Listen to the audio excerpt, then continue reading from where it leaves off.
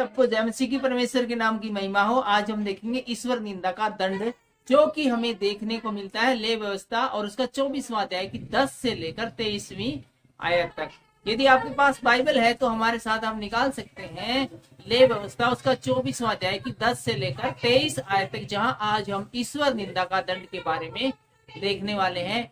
और उन दिनों में किसी इजरायली स्त्री का बेटा, जिसका पिता मिस्री पुरुष था, इजराइलियों के बीच में चला गया। आपके लिए इस लाइन को हम एक बार फिर से पढ़ देते हैं, बड़ा ही ध्यान पूर्वक है, देखिएगा क्या लिखा हुआ है।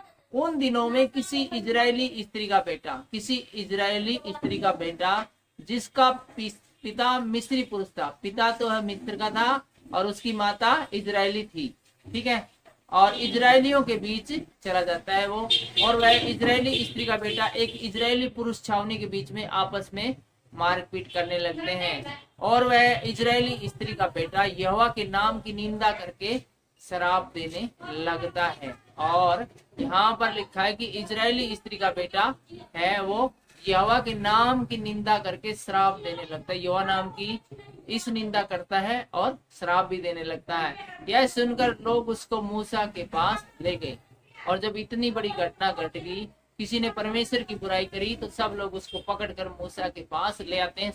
मूसा एक प्रकार का इस समय सुप्रीम कोर्ट की तरह कार्य करता था।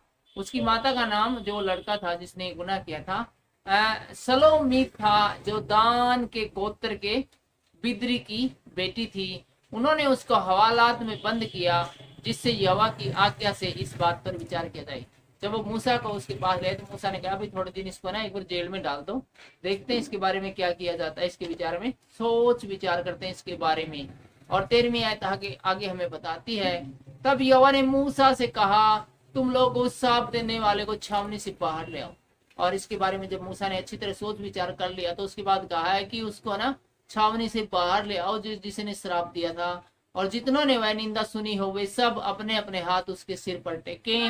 तब सारी मंडली के लोग उस पर पथराव करें, और कहा कि जिसने बुराई सुनी थी सब के सब एक बार इसके सिर के ऊपर हाथ रखो, छावनी के बाहर ले आओ, और उसके बाद जितने भी मंडली के लोग सारे के सारे इसके ऊपर पथराव करना है। और तू इजरायलियों से कहे कि कोई क्यों ना हो जो अपने परमेश्वर को श्राप दे, उसे अपने पाप का भार उठाना होगा। और इसके अलावा सब इजरायलियों को बताया गया कि जो भी परमेश्वर की निंदा करेगा उसको उसके पाप का भार उठाना पड़ेगा, मतलब उसको इसका दंड का सामना करना पड़ेगा। यहोवा के नाम की निंदा करने वाला निश्चय मार डाला जाए, जो यहोवा की बुराई करेगा उस निश्चय मार डाला जाए। सारी मंडली के लोग निश्चय उस पर पथराव करे, और सबको पथराव करना है, किसी को भी छोड़ना रहना नहीं है पत्थर मारने से, हर एक को उसके पत्थर मारना है। पत्थरों की संख्या लाखों में होनी चाहिए, चाहे देसी हो चाहे परदेसी हो। यदि कोई उस नाम की निंदा करे तो वह मार डाल जाए। इस नाम की निंदा, इस मतलब परमेश्वर की निंदा करे तो। और 17वीं आयत हमें और भी ज्यादा विस्तार से बताती है, फिर जो कोई किसी मनुष्य को प्राण से मारे वह निश्चय मार डाला जाए। इसके अलावा कोई, और फिर 17वीं आयत से इस प्रकार से लिखा है, जो कोई किसी मनुष्य को प्राण से मारे वह निश्चय मार डाला जाए। और इसके अलावा ये स्पष्ट निर्देश दिए गए, कोई किसी का प्राण लेता है तो उसकी भी जान को बख्शा नहीं जाएगा, उसके भी प्राण ले लिया जाएगा। पुराने समय की आपको एक कहावत याद होगी, आंख के बदले आंख, हाथ के बदले हाथ, और जान के बदले जान। और 18वीं आयत और भी विस्तार से इस बारे में बताती है, जो कोई किसी घरेलू पशु को प्राण से मारे वह उसे भर दे, अर्थात प्राण के बदले प्राणी। और ये तो था इंसान से संबंधित नियम की, कोई किसी को जान से मारे तो उसको भी जान से मार डाला जाए।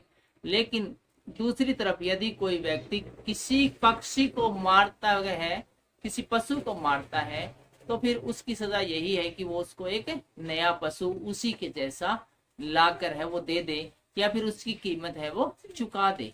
और 19वीं आयत और विस्तार से हमें बताती है, फिर यदि कोई किसी दूसरे को चोट पहुंचाए तो जैसा उसने किया है वैसा ही उसके साथ भी किया जाए, अर्थात चोट पहुंचाने वाले के भी चोट पहुंचाई जाए, अर्थात अंग भंग करने के बदले में अंग भंग किया जाए।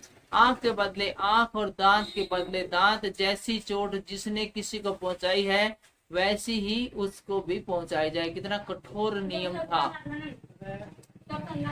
अपने आप को मरवाना और एक बड़ी कष्टदायक पोजीशन है, किसी को मारना एक अलग चीज है, गुस्से गुस्से में मारा जा सकता है, और जिसको मारते हैं उसको भी नहीं पता है कि उसको मार पड़ने वाली है, इसलिए उसको इतनी दिक्कत नहीं होती। लेकिन जब हमें पता होगी हमें इतनी बड़ी सजा मिलने वाली है तो हम वैसे ही चिंता के मारे मर जाते हैं। बहुत कठिन सजा थी, इसको हल्के में मत लेना। 15वीं 21वीं आयत हमें बताती है, पशु को मार डालने वाला उसको भर दे, परंतु मनुष्य को मार डालने वाला मार डाला जाए। ठीक है, ये नियम सिर्फ पशुओं के बारे में ही है कि पशु को मार डाला तो नया पशु ला के दे दे, लेकिन मनुष्यों के लिए ऐसा नहीं है। उसके बदले में उसको अपनी प्राण हानि उठानी पड़ेगी।